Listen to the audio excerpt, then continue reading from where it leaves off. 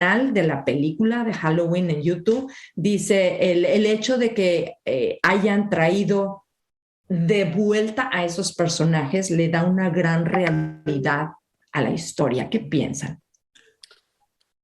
Ataca mucho la nostalgia este tipo de películas, ¿no?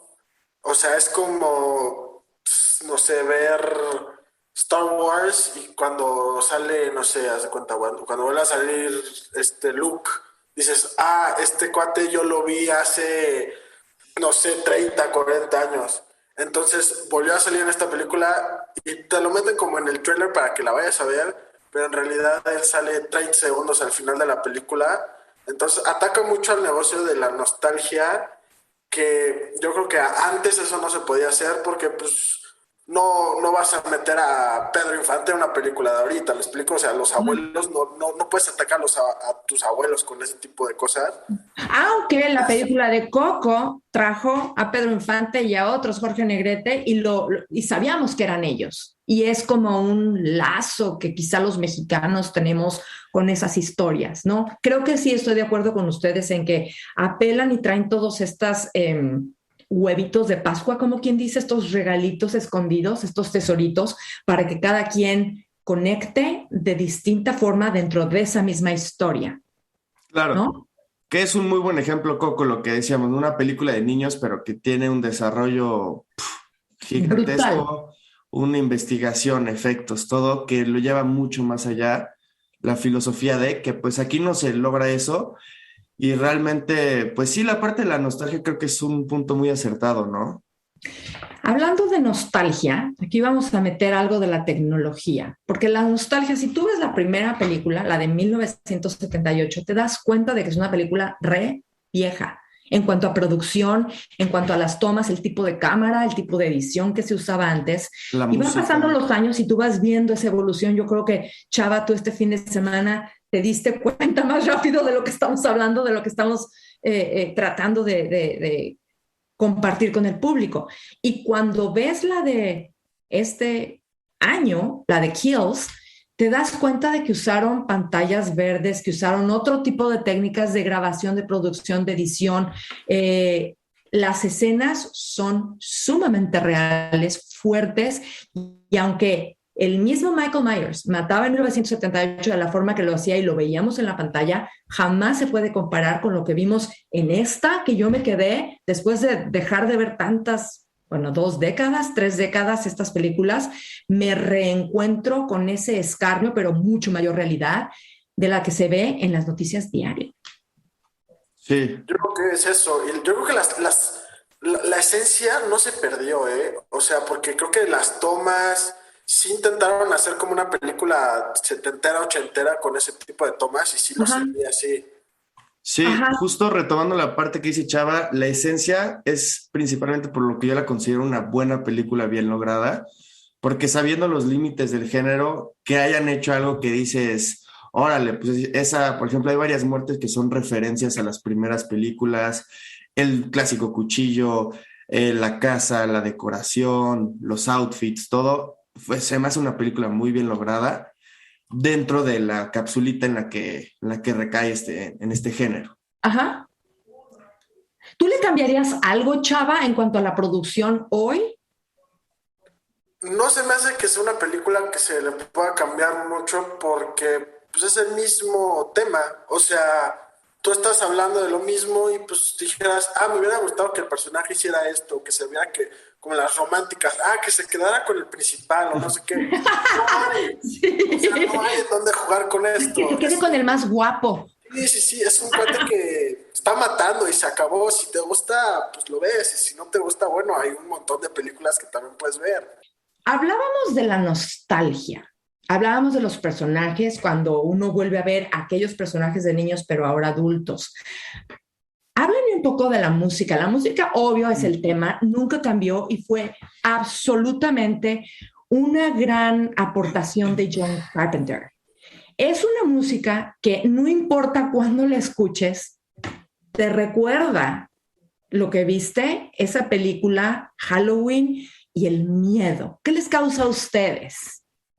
Mira, causa la parte a través de la esencia, pero cuanto a la música, sí, la sentí yo mucho más actualizada. Sí se usan los mismos acordes, mismas progresiones dentro de todo, pero hay muchos ajustes con Como nuevos ecos instrumentos, exactamente, nuevos que te tocan. instrumentos, que son hasta muchas veces que se usa mucho en el cine de terror, son instrumentos que tú inicialmente no escuchas, pero sientes por la vibración. Y eso genera mucho más estrés dentro de la persona, lo cual es una muy buena herramienta que pues se ha avanzado muchísimo. Algo muy curioso que mencionaste, John Carpenter hizo la música inicial, él fue no me acuerdo si el director o el escritor el escritor de la de los personajes originales, Ajá. y tengo entendido que en las 12 películas él ha sido el que readapta la música, él Mm. mismo, y Eso es interesante porque se ve la sí, evolución del mismo equipo que produjo aquella hace 43 años y no se han quedado estáticos, han ido avanzando, han ido creciendo. Debo decir que tú eres DJ, tú sabes de música, tú compones música y el hecho de que nos estás diciendo que estos acordes o estos determinados sonidos o ecos te causan mayor estrés y sí, lo siento y siento que es la misma melodía, pero la siento con mucho mayor profundidad cada vez estaba en el cine, la fui a ver en HXD, Dios santo, era fuerte y sí, lo sentías porque esos teatros, esas salas, tienen las bocinas grandes por todos lados rodeándote y sí sientes los tambores y sientes el chill, como se llama, ¿no? exacto. Así que te provoca. Yo creo que lo sientes. Yo creo que por eso estas películas precisamente salen en Halloween y nunca han dejado de salir en Halloween. Porque esto es lo que la gente quiere ver ahorita. Tú sácala en verano, va a ser un completo fracaso. O sea, tú estás ¿Tú viendo. crees? Entonces, es que es la esencia de yo estoy en Halloween, estoy adentro del mood, Sí. estoy queriendo espantarme, voy a ir a verla al cine y me voy a meter la espantada de mi vida, aunque sea la película más aburrida que haya visto, porque me espanta las bocinas, las vibraciones de todo el cine, sientes que se mueve, o sea, Ujú. tú sientes toda la película, tú vela en tu casa sentado comiendo palomitas, no vas a sentir lo mismo.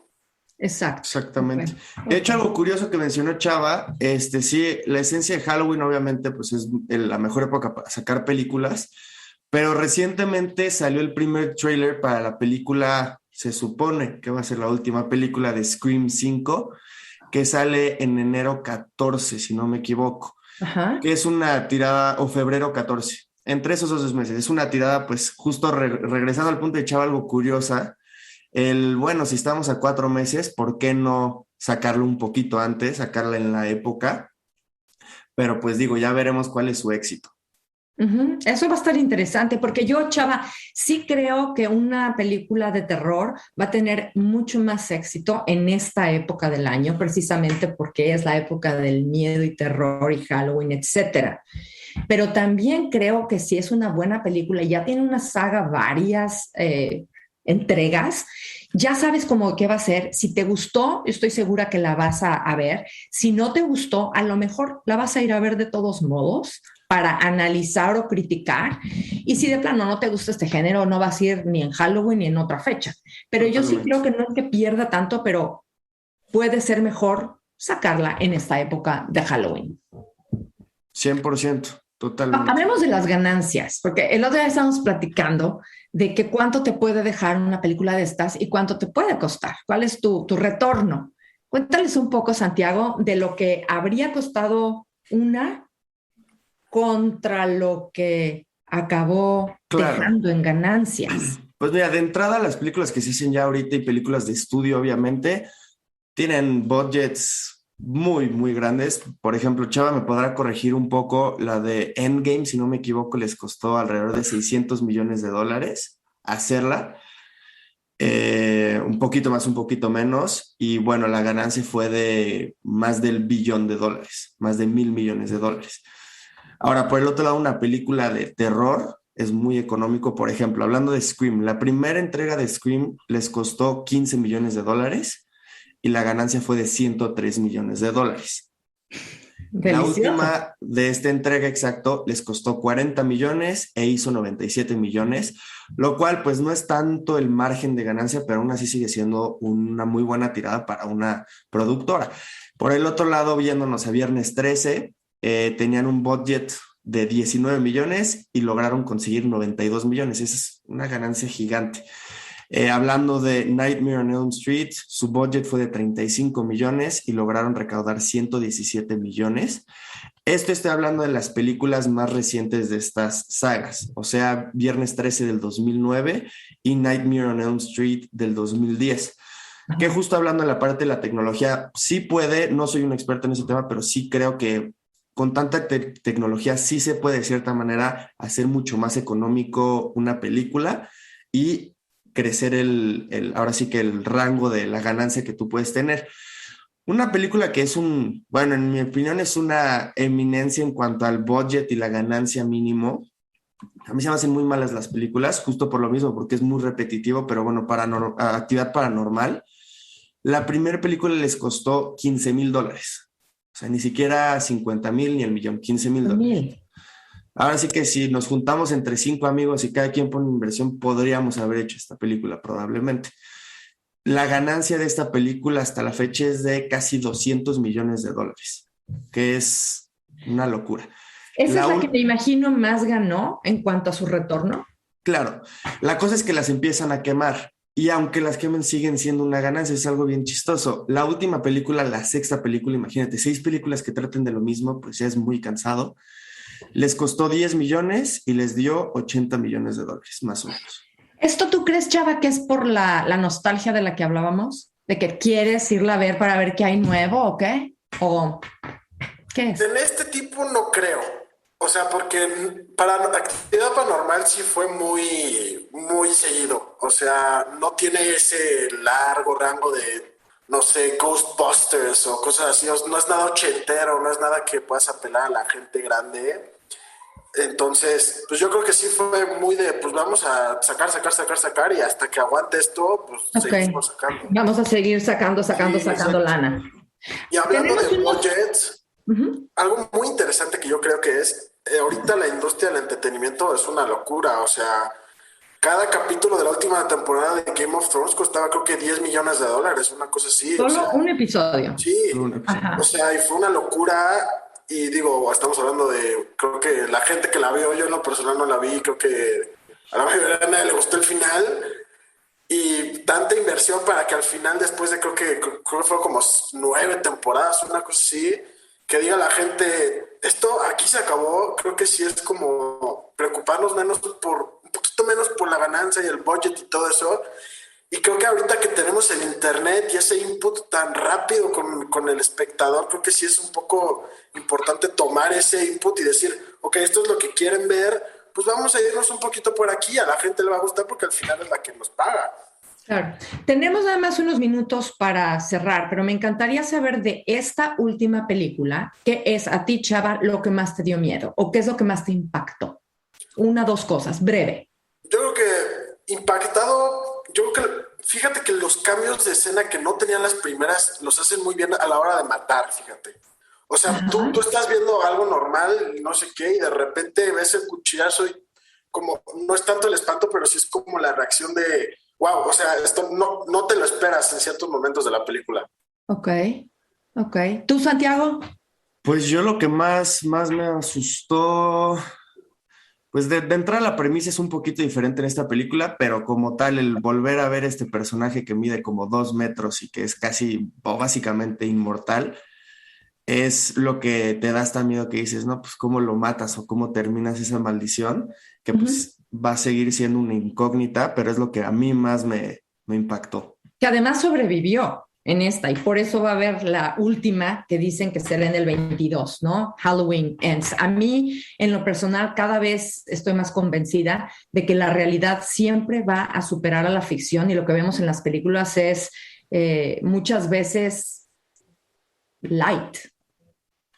Con respecto a lo que pasa en la vida real. A mí lo que más me dio miedo, sobre todo en esos momentos que estás esperando que va a matar a alguien o que está persiguiendo a alguien, es esa respiración de él cuando está listo para el siguiente asesinato y que sabes que va a ser terrible. Y también que juegan mucho con las velocidades, la velocidad de la gente que está huyendo, y eso es en todas las películas de terror, pero aquí como que te lo hacen sentir más, será por la música, por esos ecos que tenemos en los audios,